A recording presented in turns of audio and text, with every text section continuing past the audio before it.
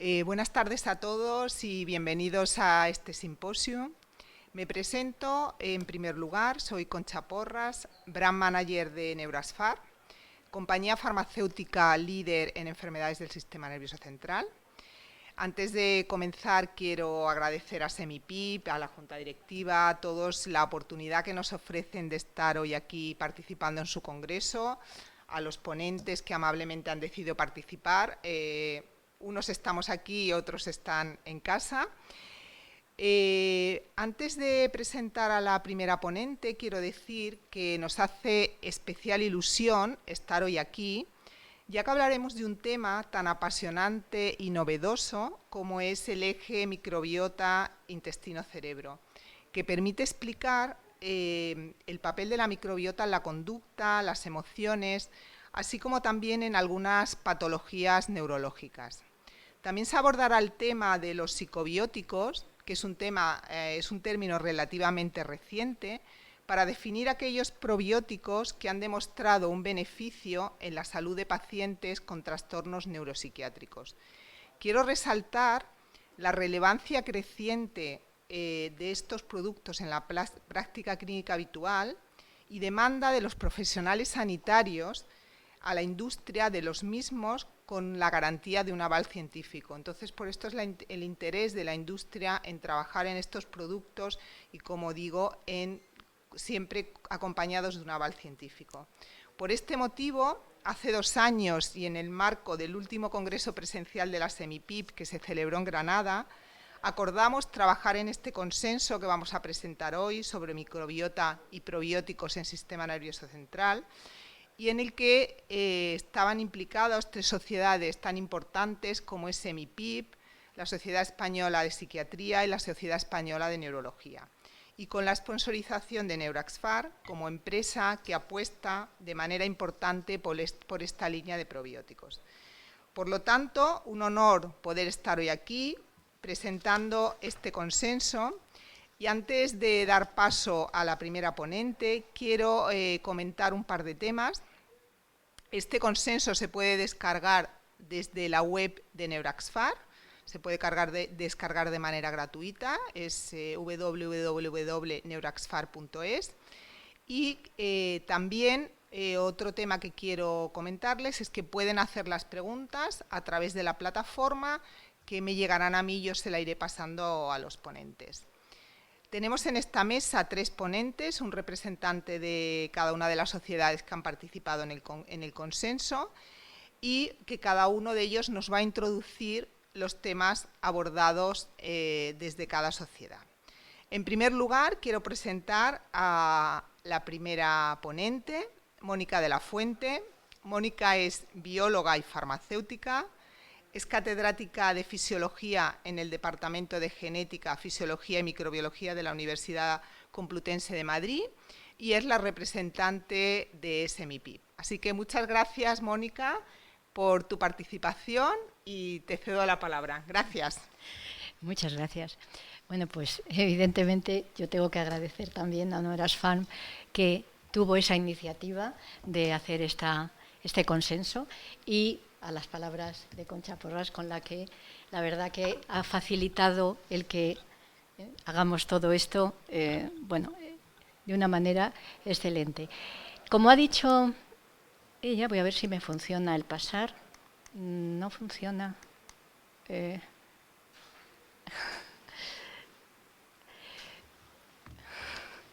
Bueno, pues mientras aparecen las diapositivas, comentar que, como ella ha dicho, como representante de la Semipip, pues actué yo para coordinar la parte primera de este documento de consenso, en donde han participado prácticamente todos los miembros de la Junta Directiva de nuestra sociedad.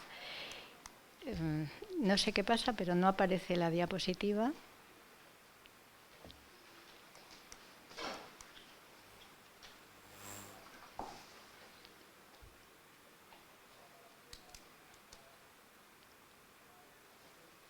Bueno, cosas del directo.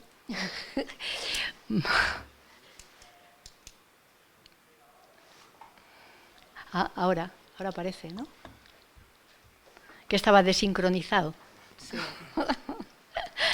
De acuerdo.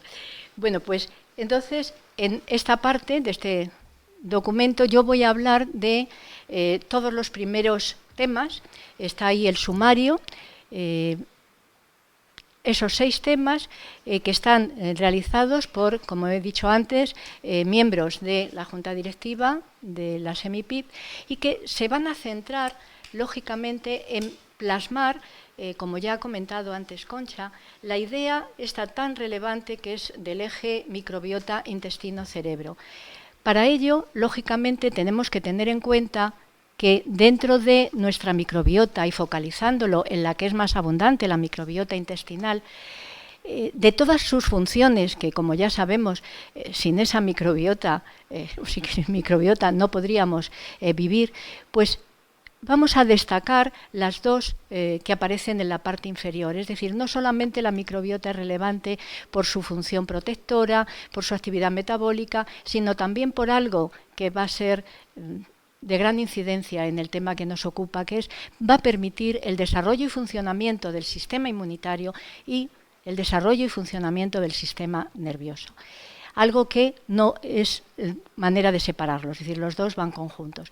En ese esquema que he puesto ahí, que es en el que se enmarca este documento de consenso, como vemos, la microbiota intestinal va a establecer un diálogo exquisito, tanto directa como indirectamente, con los sistemas homeostáticos que hay en el intestino, el nervioso, el endocrino y el inmunitario, que tenemos que recordar que precisamente en ese intestino es donde tienen la localización mucho más compleja que en otros sitios. Ese diálogo, si es correcto, que es lo de las flechas azules, va a permitir que todos los mediadores que se generen puedan llegar no solo al resto del organismo, sino en una vía bastante directa, vía sistema nervioso autónomo, generalmente el más importante, el nervio vago, pero también por sangre, van a llegar al cerebro y van a poder incidir en esa, digamos, esa homeostasis cerebral y en todo su funcionamiento. Por eso, si el diálogo es apropiado, nosotros con una buena microbiota intestinal vamos a tener un buen funcionamiento cerebral, vamos a tener una salud mental importante. Si hay disbiosis, si ese diálogo no es apropiado, que son las flechas rojas que aparecen en la gráfica, entonces vamos a tener procesos de inflamación, procesos de oxidación, vamos a tener deterioros y toda una gama importante de patologías. Este tema es tan importante que si uno en PubMed mete el término, por ejemplo, microbiota, salen más de 80.000 citas. Y, por ejemplo, en lo que llevamos de año 21, que es un poquito más de la mitad, hay 12.000.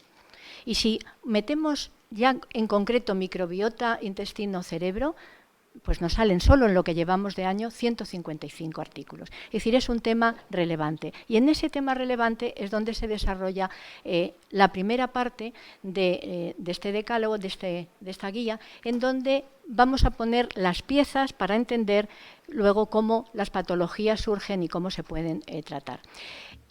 Me gusta mencionar esto porque este Nature, que salió en febrero de este año, dice de una manera breve pero muy curiosa, digamos, los sufrimientos que tuvo que pasar los investigadores, bueno, en concreto la jefa de grupo es una mujer, cuando empezó a comprobar en animales de experimentación que cuando se anulaba la microbiota de estos animales cambiaba totalmente su conducta. Entonces era algo, en aquella época, estábamos en el 2006, tan absolutamente extraño que no hubo manera o no había manera de que pudiera publicar ese artículo y le costó años publicarlo y hoy en día, sin embargo, en las mejores revistas ese es un tema candente y como aparece en esta editorial del Nature, la relación de la microbiota con el cerebro es de gran actualidad y está en la base de muchas de las patologías que se tratan en esta guía, en este documento de consenso.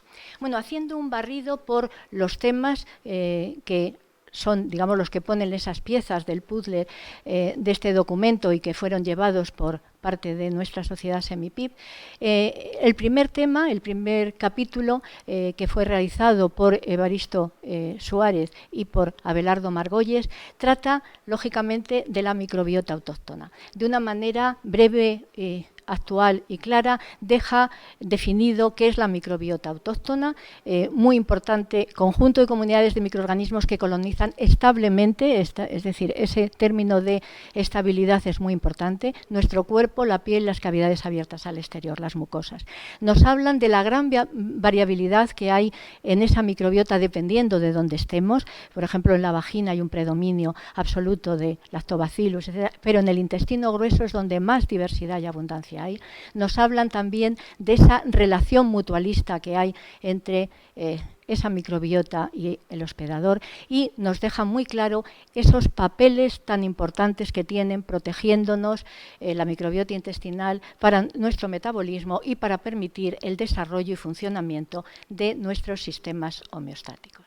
De esta manera, en el segundo capítulo, que fue realizado por Rosaura Leis, Mari Carmen Collado y Miguel Gaimonde, se nos va a hablar de cómo esa microbiota, y centrada en la intestinal, va colonizándonos, se va desarrollando y qué factores la pueden afectar y cómo va cambiando según pasa nuestra vida. Entonces, ahí queda muy claro cómo esa diversidad de la microbiota intestinal va a ser un indicador de la salud que podamos tener. Nos hablan de cómo la colonización intestinal empieza desde el nacimiento, y que es muy importante en el primer año de vida, cómo se va desarrollando a lo largo de la infancia y de la adolescencia hasta llegar a la edad adulta. Y nos indican de una forma muy clara que si nosotros actuamos con esos factores de estilo de vida positivos, tendremos una buena microbiota, llegaremos a la edad adulta con una buena microbiota.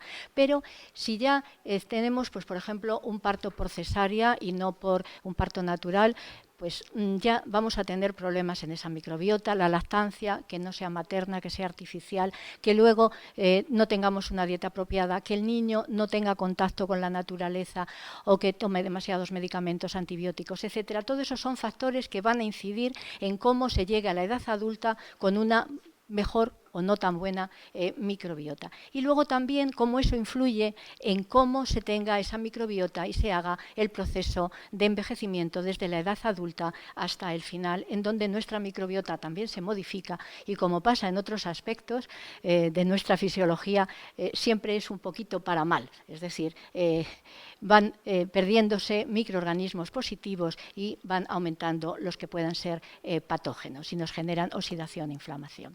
Claro, todo esto lo deja muy enmarcado para en el siguiente capítulo, que fue escrito por Francisco Warner, Silvia Gómez y Guillermo Álvarez Calatayud, entender cómo la normobiosis es salud, pero todos esos factores que hemos antes hablado de ellos, que pueden alterar esa microbiota intestinal, como puede ser la dieta, como puede ser el estrés, los medicamentos, etcétera. En concreto, la gráfica hace referencia a los antibióticos.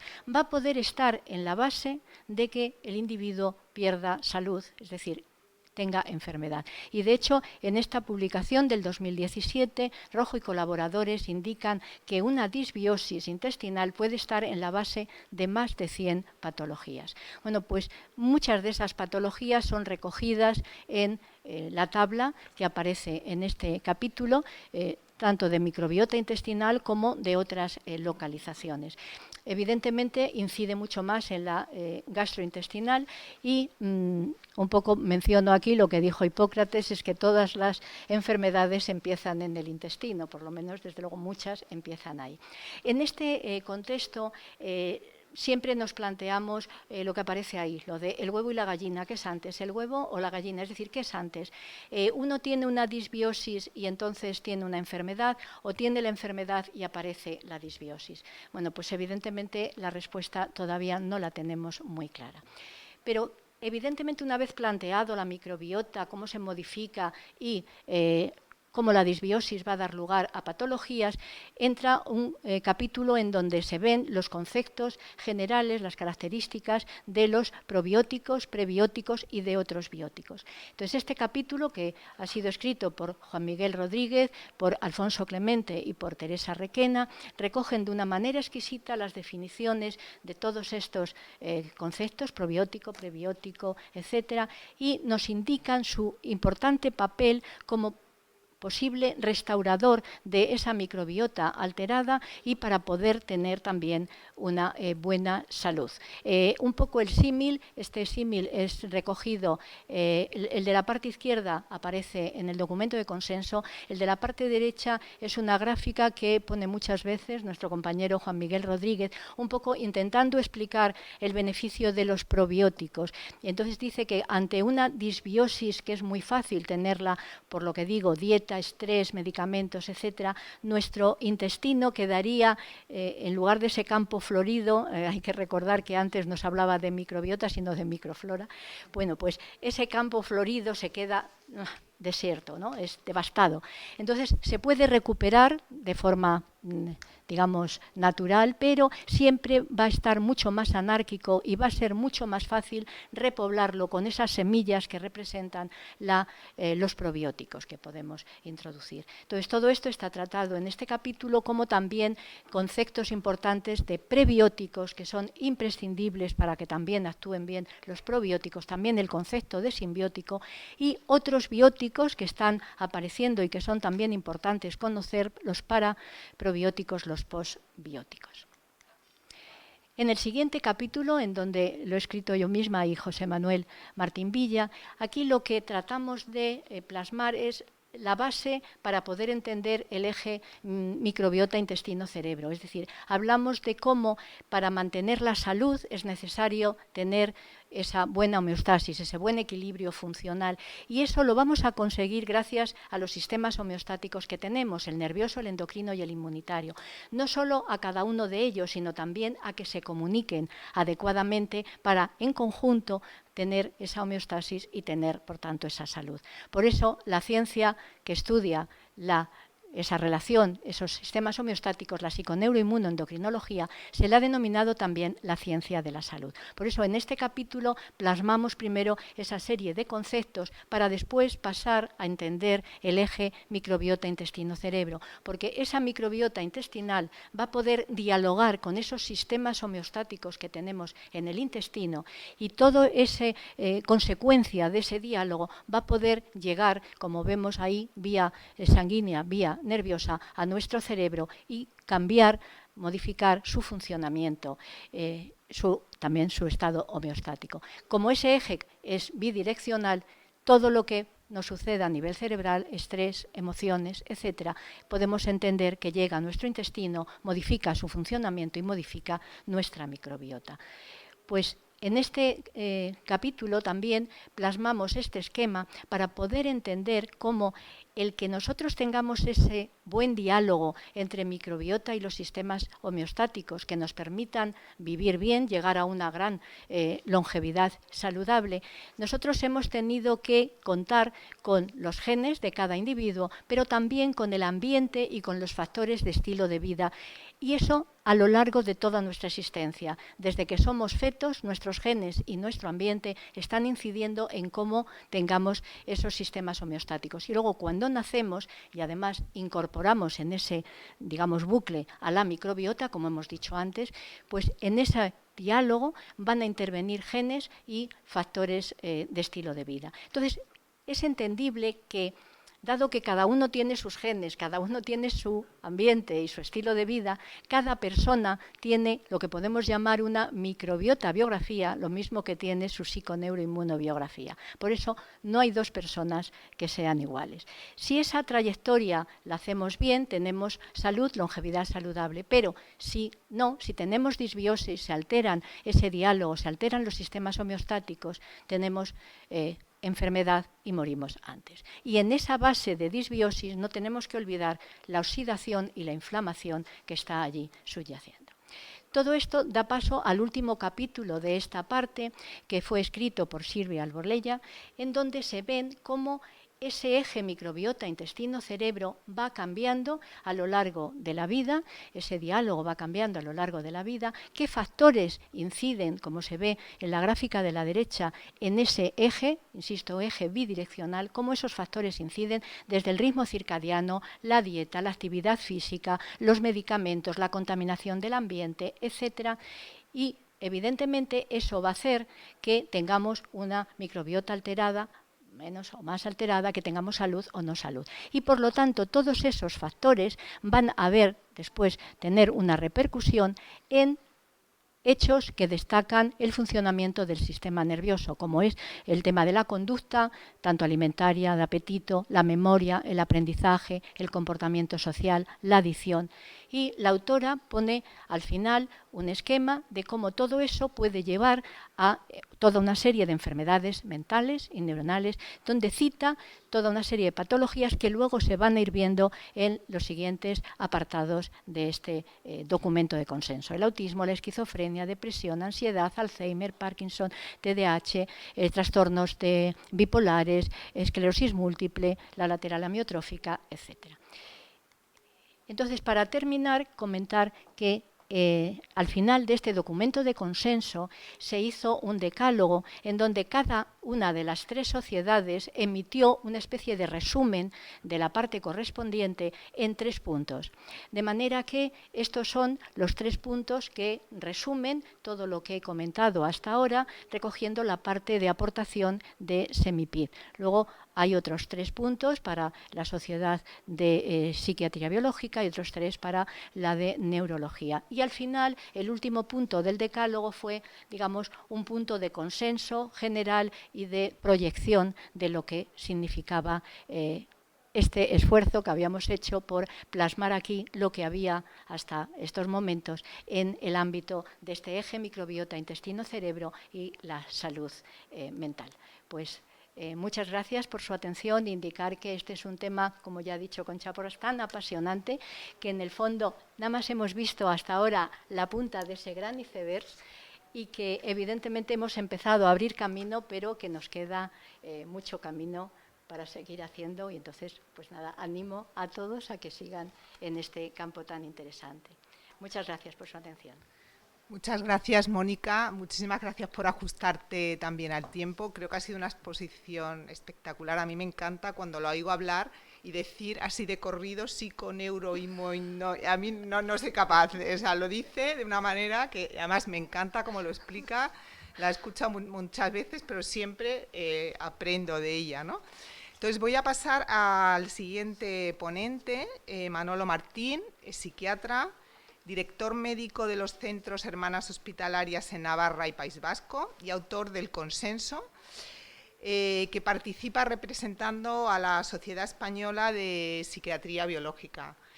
Manolo, bienvenido, muchísimas gracias y adelante con tu presentación. Gracias. Buenas tardes, Concha, y muchas gracias por la invitación a participar en este simposio. Y bueno, por supuesto, encantado también de compartir esta tarde con los compañeros. Y bueno, pues de momento yo creo que las cosas van muy bien y la presentación de Mónica pues ha sido excelente, como bien ha dicho Concha. Bien, voy a intentar presentar mis diapositivas. Por favor, confirmadme que se ve. Sí, sí se ve, Manolo, si la puedes poner en modo presentación. ¿Así está bien? Sí, ponerla en modo presentación, si puedes. La he puesto en modo presentación. No, se ven las diapositivas, se ven las diapositivas en la izquierda. Bueno, da lo mismo. Ya, ¿sí? Pues yo la tengo en modo presentación. Pues bueno, no pasa nada, ¿no? Vale, pues adelante, perfecto, se ve, se ve.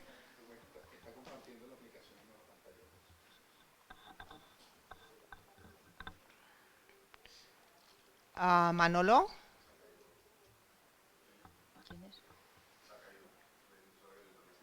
¿Se ha caído internet? No me lo puedo creer.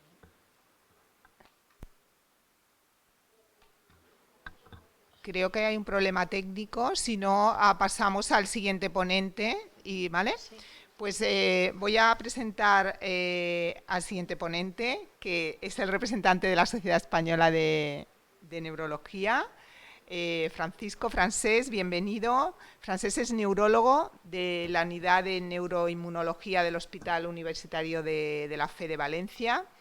Es especialista en enfermedades neuroinmunológicas y en especial en esclerosis múltiple. Muchísimas gracias por participar, Francesc. Te esperamos con la presentación. Gracias. Ay, no se oye. Francesc, no se oye. Ya. Hola, ahora, Ahora sí. perfectamente. Ahora. Pues nada, que muchas gracias a Neurax Farm por la invitación y por organizar todo el tema del consenso. La verdad es que ha sido una gran experiencia y también en especial agradecer a ti, a Concha, por todo, básicamente.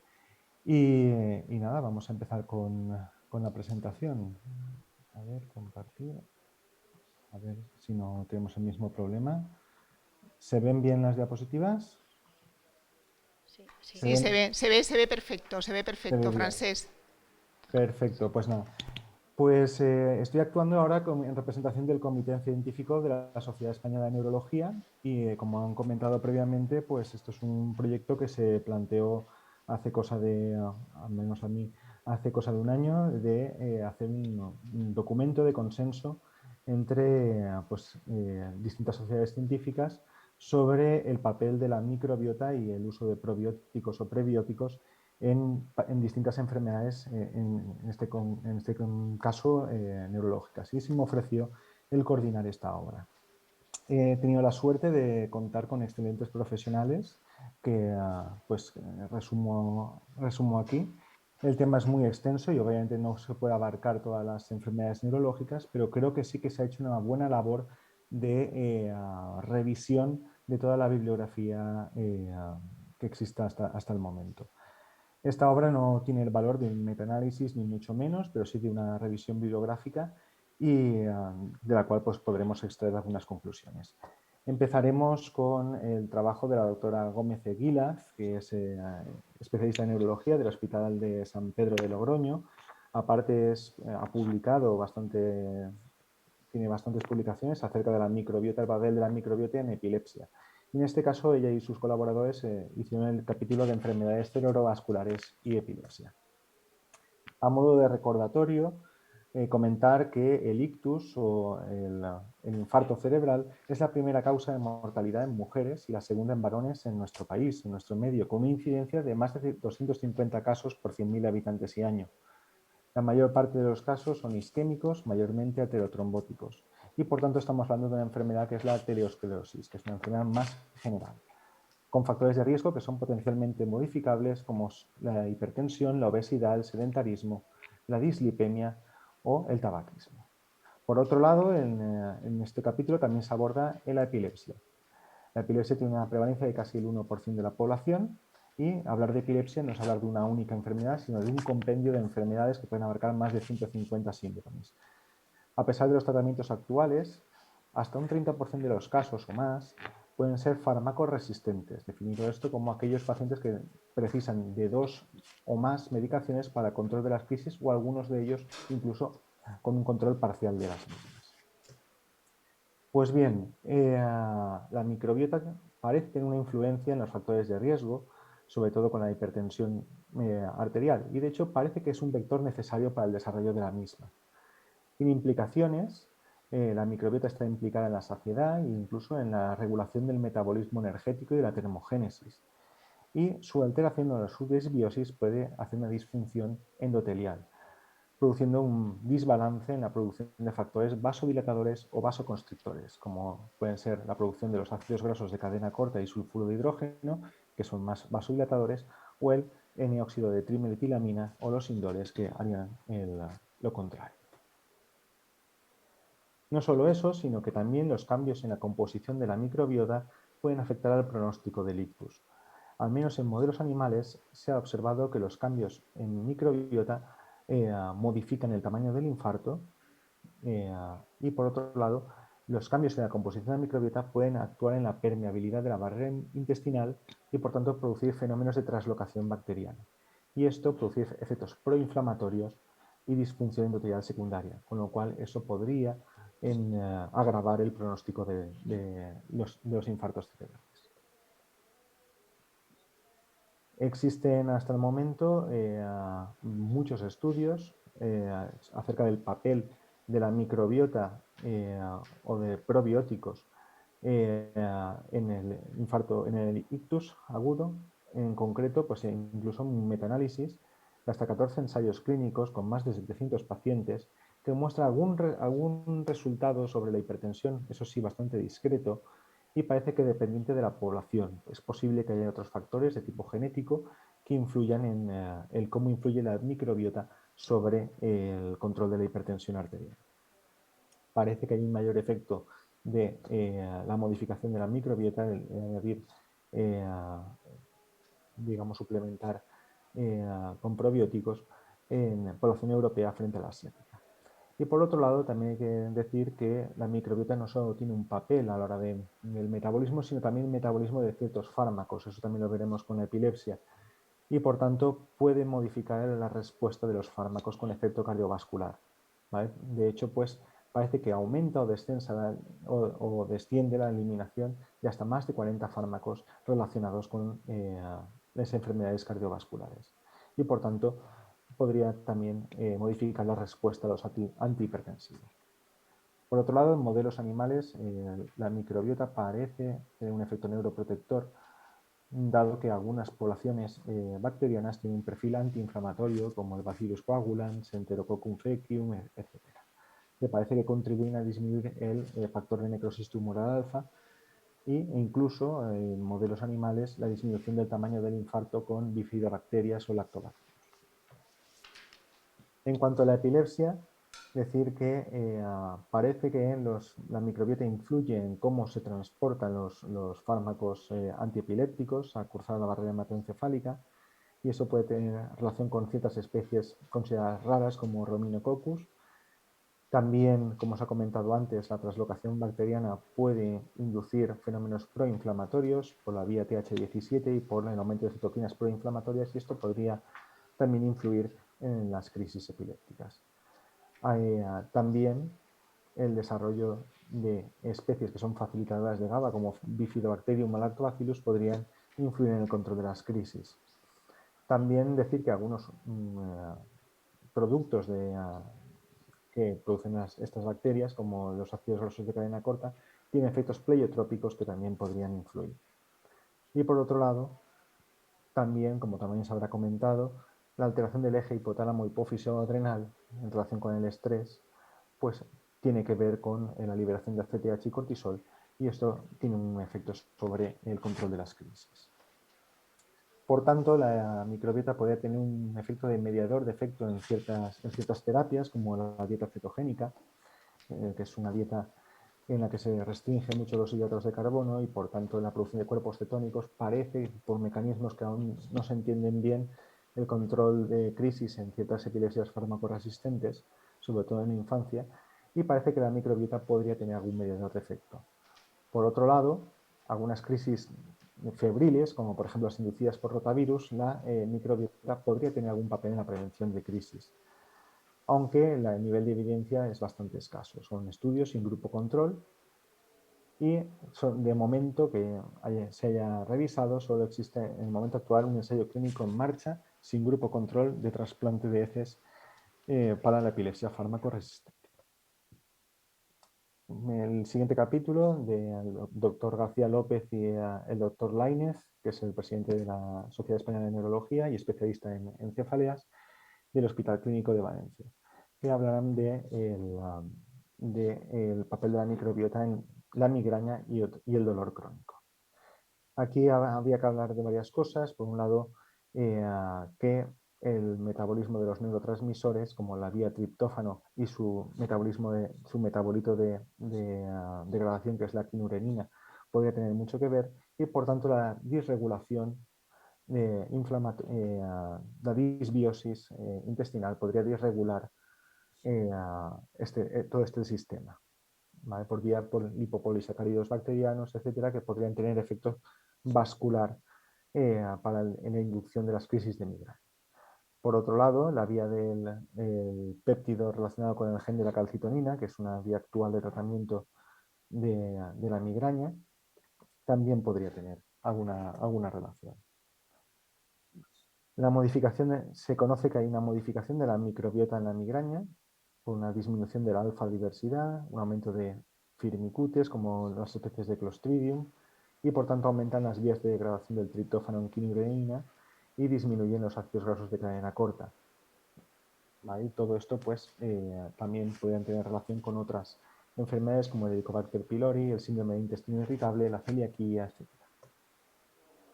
Sin embargo, las evidencias del tratamiento con probióticos en migraña son también escasas. Existe una alta heterogeneidad en el diseño y las evaluaciones de los estudios clínicos que limitan la generalización de los resultados.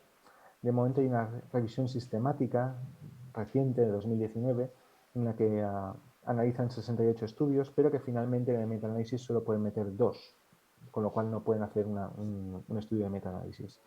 De los 2 estudios, uno encuentra beneficio y el otro no. Posteriormente, a la publicación de este artículo, hay un tercer estudio que evalúa la eliminación de intolerancias alimentarias y la adición de probióticos en síndrome de intestino irritable y migraña, y observa una mejoría en los días de migraña, pero no en el uso de triptanes, que son los tratamientos sintomáticos por excelencia de la migraña. Existe otro metaanálisis todavía más reciente, de 2020, que analiza estos 3 estudios clínicos y no observa una reducción significativa en la gravedad o la frecuencia de los episodios de migraña con el uso de probióticos.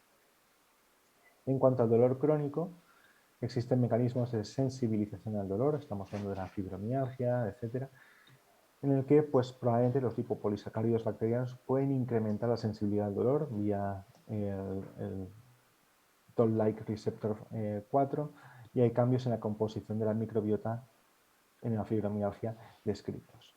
En dolor visceral, como el dolor abdominal pediátrico, el síndrome de intestino irritable, también podría tener alguna relación. Y por otro lado, hay algún estudio de el papel de la microbiota en el dolor neuropático asociado a la quimioterapia. Pasando a las enfermedades neurodegenerativas, el doctor Monge Arcilés, del Hospital General de Alicante, se encargó de este capítulo. De aquí separaremos, dentro de las neurodegenerativas, Alzheimer y Parkinson. La esclerosis lateral amiotrófica se encargará otro autor y hablaremos más tarde. De las enfermedades neurodegenerativas, el papel de la microbiota podría tener un factor causal o modificador de efecto. Sabemos que el síndrome de intestino permeable, hay una translocación de los lipopolisacáridos bacterianos y esto influye, como se ha repetido a lo largo de la charla, la activación inmunológica por citoquinas proinflamatorias. Este aumento de la permeabilidad intestinal también permite el paso de metabolitos potencialmente neurotóxicos. Y por otro lado, la pérdida del papel beneficioso por la disbiosis también podría tener algún papel, como por ejemplo la disminución de la producción de provitaminas. En la enfermedad de Alzheimer, aunque se desconocen los mecanismos exactos, pero es posible que distintas poblaciones bacterianas tengan un papel sobre la protección o el desarrollo o el empeoramiento de esta enfermedad. Por un lado, se conoce que el aporte de ácidos grasos poliinsaturados omega 3 o el ácido decosa hexaenoico tiene es un factor beneficioso para el desarrollo de Alzheimer en distintos estudios en deterioro cognitivo leve y su paso en una enfermedad de Alzheimer propiamente dicha parece tener un efecto de retrasar o de enlentecer la progresión, ¿vale? Y por tanto ciertas poblaciones como Bifidobacterium o Lactobacillus podrían tener un papel. Existe en marcha, de hecho, un estudio en fase 3 del oligomannato como un prebiótico que podría también tener un papel beneficioso en la prevención o el retraso en el desarrollo de la enfermedad de Alzheimer. Por otro lado, en la enfermedad de Parkinson existe una teoría actual que dice que la enfermedad de Parkinson probablemente se origine en el intestino. De hecho, pues en la enfermedad de Parkinson estamos hablando de una alfa-sinucleinopatía, es decir, un acúmulo de una proteína del citoesqueleto de la neurona que actúa como un prión, actuaría, pues, digamos, plegando mal otras proteínas a su alrededor y por tanto ir extendiéndose. Y una de las teorías más extendidas actualmente es que a través del plexo mientérico esta alfa-sinucleína mal plegada viaja a través del nervio vago y sube incluso hasta el tronco del encéfalo y de allí afecta al resto de núcleos cerebrales. Pues bien, la alteración de la composición de la microbiota pues se ha observado también en la enfermedad de Parkinson, como es lógico.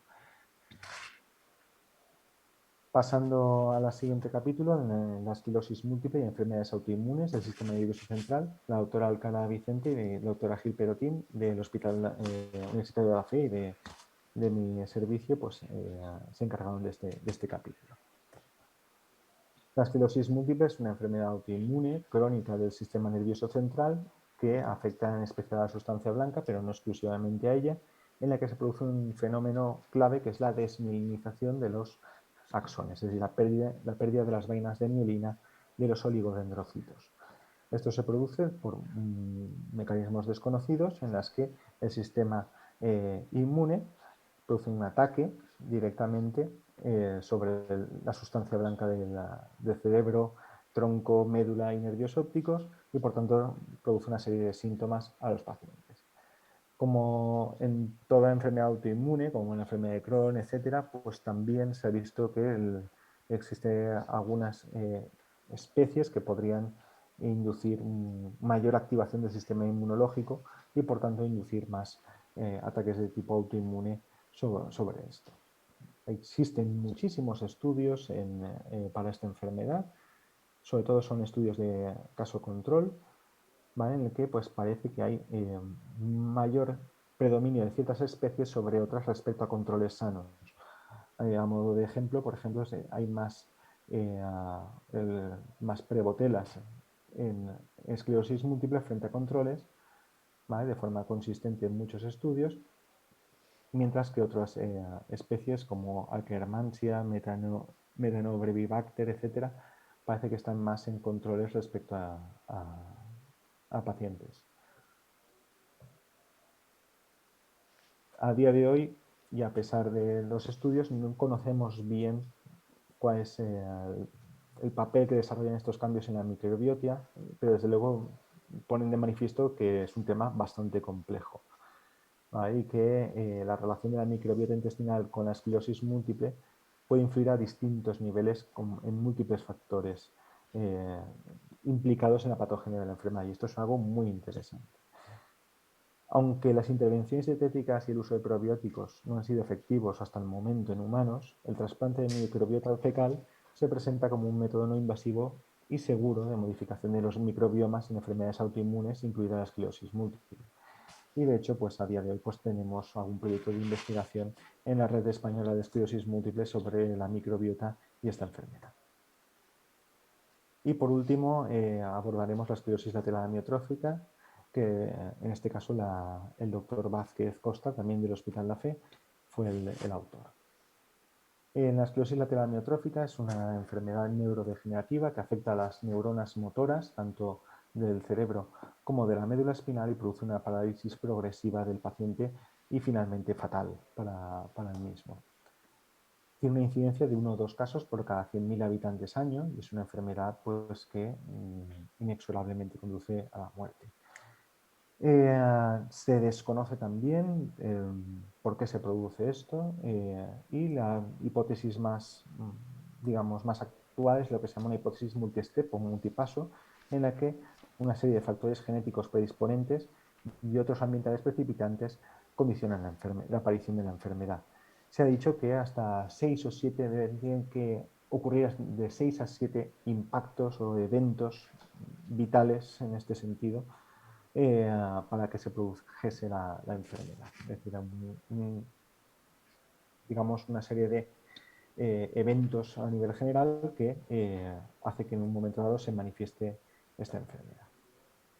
Pues bien, hay también muchos estudios al respecto en heces de microbiota, pues, en series de, digamos, de pocos pacientes hasta 100 pacientes, en la que pues, parece que hay unas diferencias entre controles y sanos evidentes. De momento, la dieta y suplementos dietéticos, los antioxidantes, carotenos y los ácidos omega 3 parece que se asocian a un menor riesgo de enfermedad y a una mejor evolución de la misma. Interesantemente, el uso de antibióticos parece que se asocia un incremento en la probabilidad de sufrir la esclerosis lateral amiotrófica. Probablemente esta inducción de antibióticos y esta modificación de la microbiota podría ser uno de estos eventos que he comentado antes, es decir, pues en un momento dado esto podría ser, digamos, una de las cartas que tienes para desarrollar la enfermedad.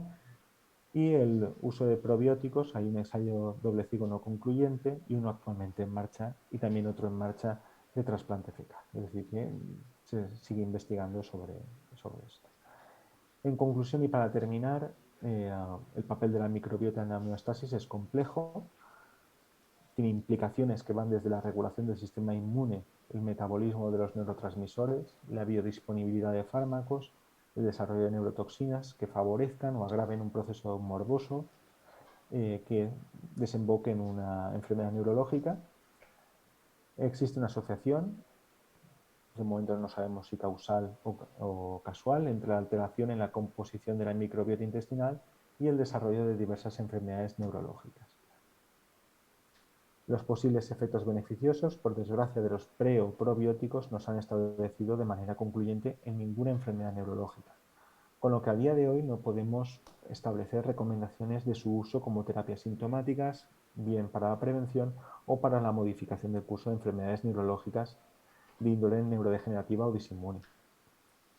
Pero esto no exime que la investigación del papel de la microbiota nos pueda establecer nuevos mecanismos en la patogenia de las enfermedades neurológicas y el establecimiento de nuevas dianas terapéuticas en el futuro. Y muchas gracias.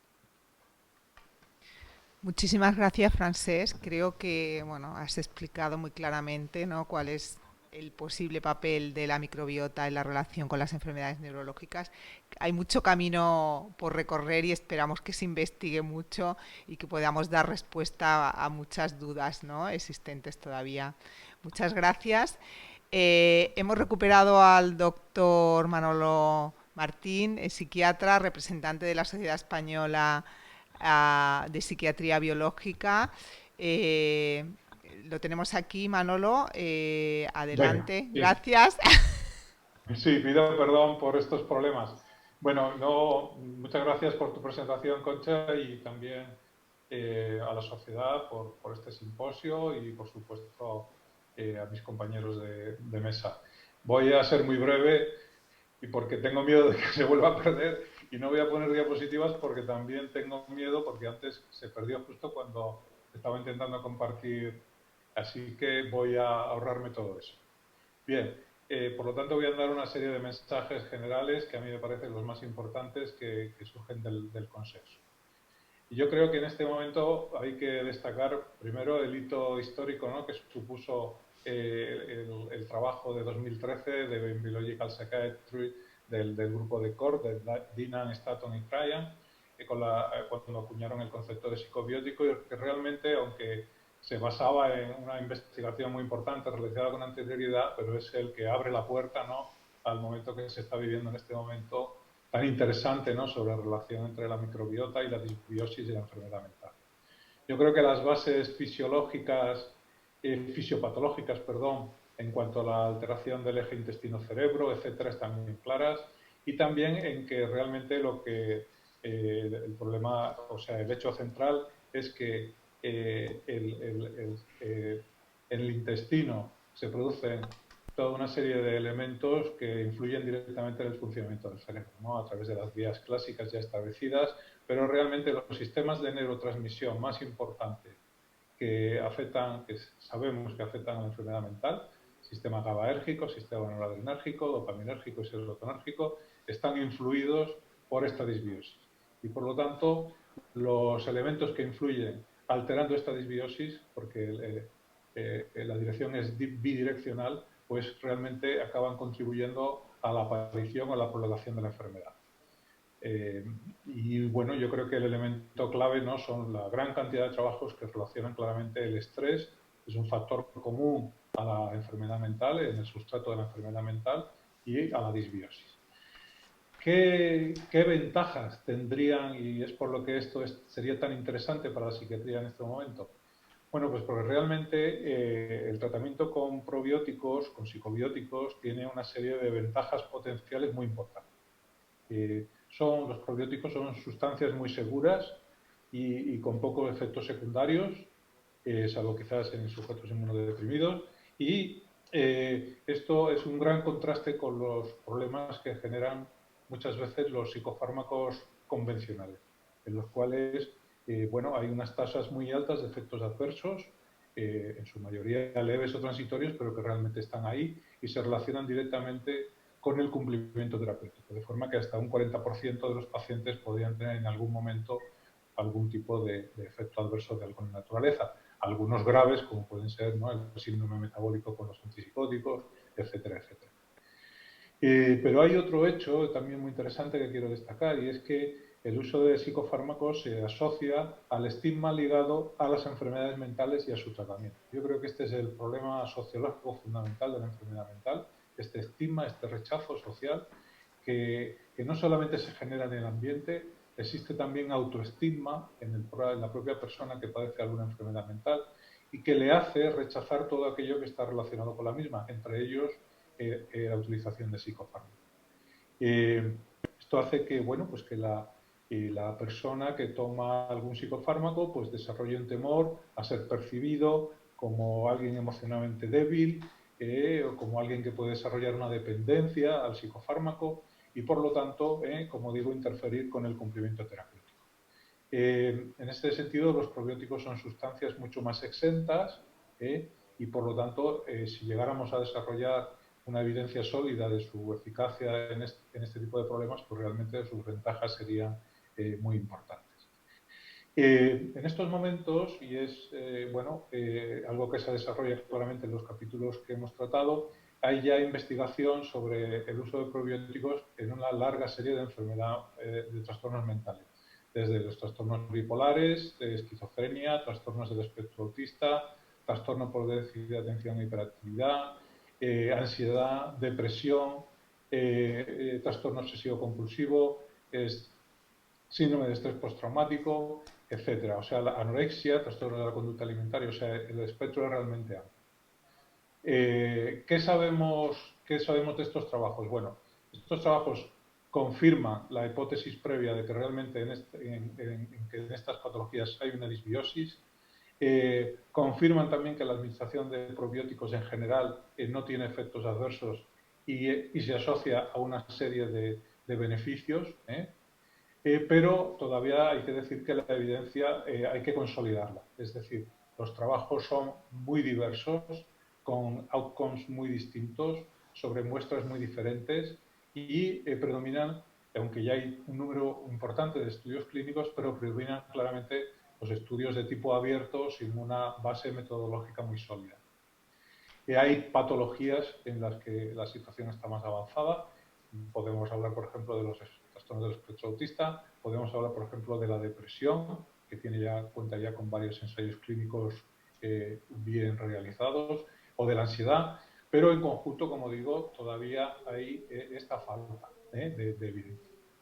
¿Qué podríamos decir en este momento? Bueno, evidentemente que es un área muy prometedora, que hay que seguir trabajando e investigando en ella, que con la evidencia que ya tenemos en este momento, sobre todo en muchos de los casos de pacientes con trastornos mentales que tienen patología de tipo digestivo, que es una asociación clásica en la psiquiatría, la aparición de trastornos de tipo psicosomático de tipo digestivo, ya estaría recomendada la utilización de probióticos como coadyuvante del tratamiento tradicional y que estamos un poco a la expectativa de lo que nos vaya ofreciendo la investigación en los próximos años.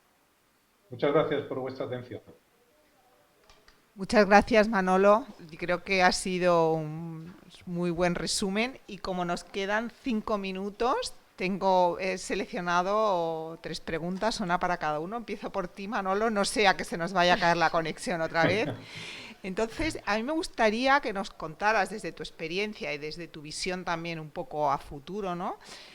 ¿Qué papel jugarán los psicobióticos en el tratamiento de las enfermedades mentales? ¿No? El que juegan ahora y el que pueden jugar en un futuro.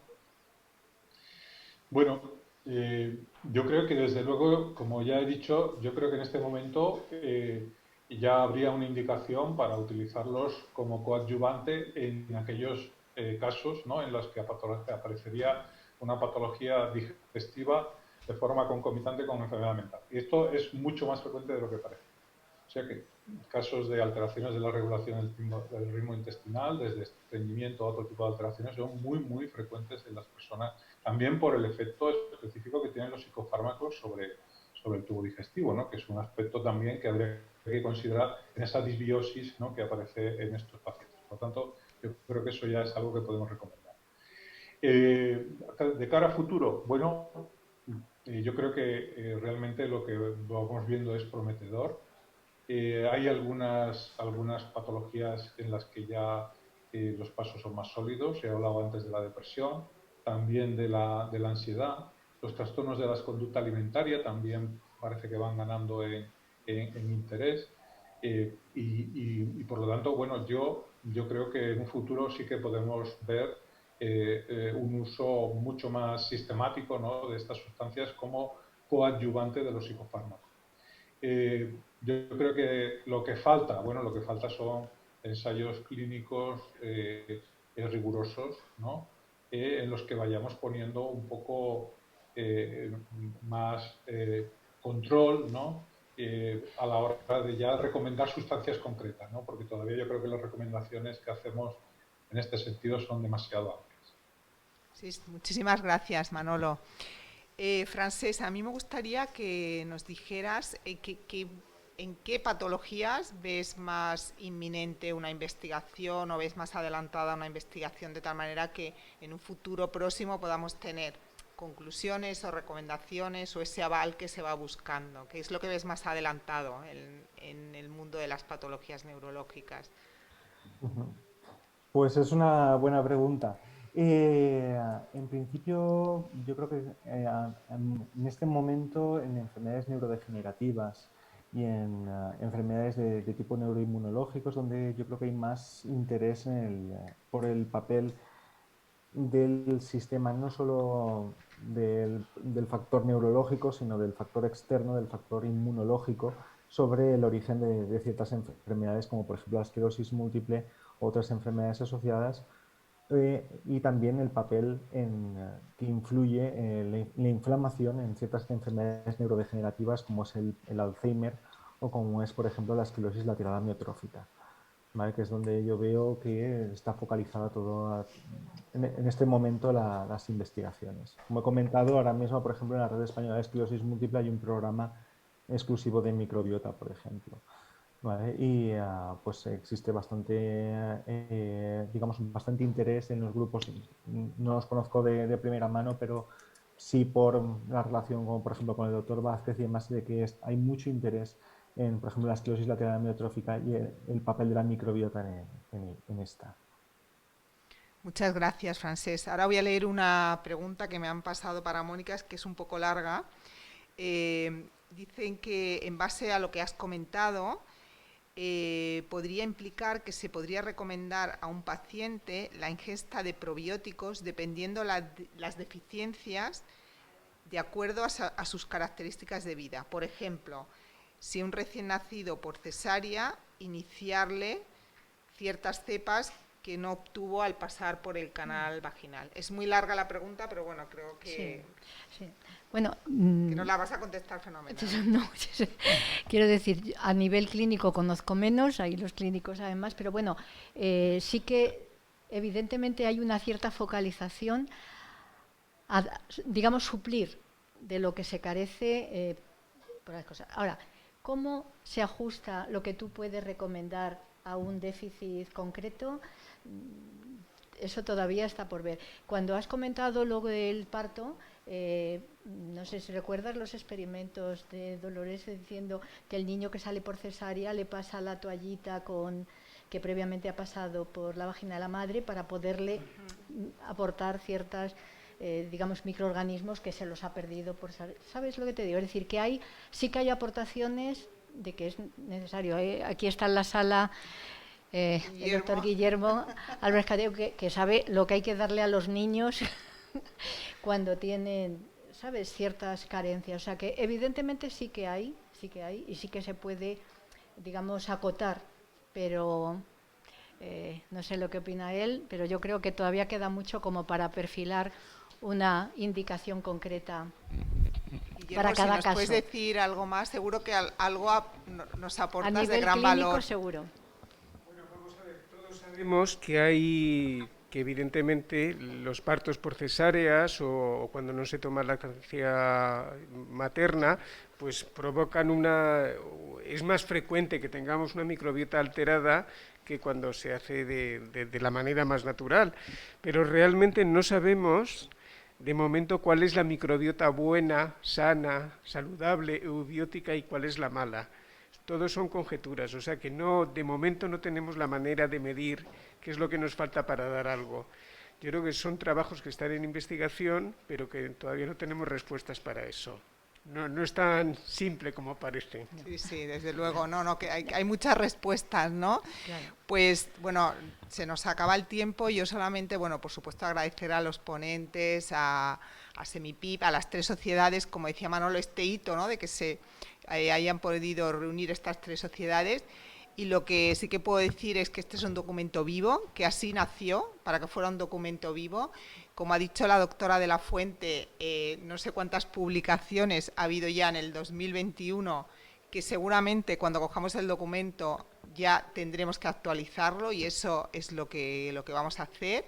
Y nada, pues a seguir con este mundo tan apasionante del eje microbiota intestino-cerebro, con este diálogo, y esperemos que en la próxima Semipip podamos hablar de las actualizaciones que estamos haciendo y de los nuevos avances en investigación.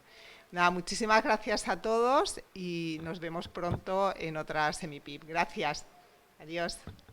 Gracias. Adiós.